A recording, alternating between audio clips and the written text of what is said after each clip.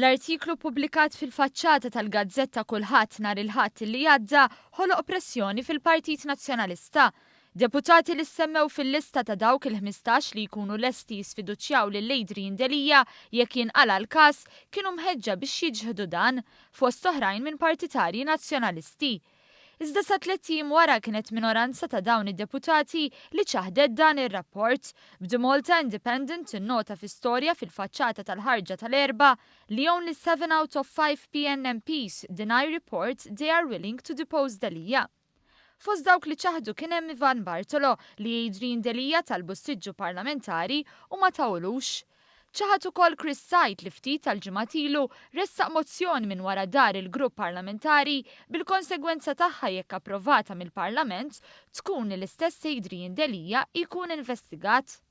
Edwin Vassallo, David Stellini, Claudio Grek u Ryan Kallus ikkummentaw f'dan is-sens ukoll. Filwaqt li Marta Sportelli qalet biss li jitgħamel vot ta' sfiduċja f'Joseph Muscat.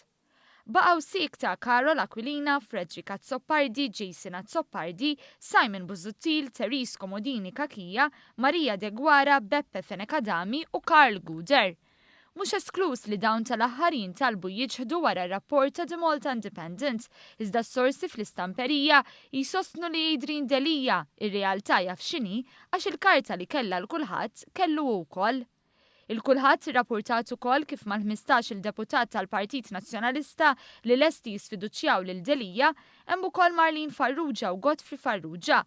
Fil-fatt l-istess gazzetta rrapportat illi x-xewqa fost dawk illi qed imexxu dan il-moviment kontra l-kap illi tkun Marlin Farrugia li tressaq mozzjoni ta' sfiduċja meta u jekk jinqala l-każ. Intant l-inkwiet intern wassal ukoll biex ma sarx dibattitu fuq net television bejn il-kontestanti għal viċi kap kif sar fil-każ tal-kapijiet. Minflok kif kienet żvelat l-istess gazzetta, il-kandidati kienu intervistati 3 fil-għaxija separatament fil-programm ta' Norman Vella.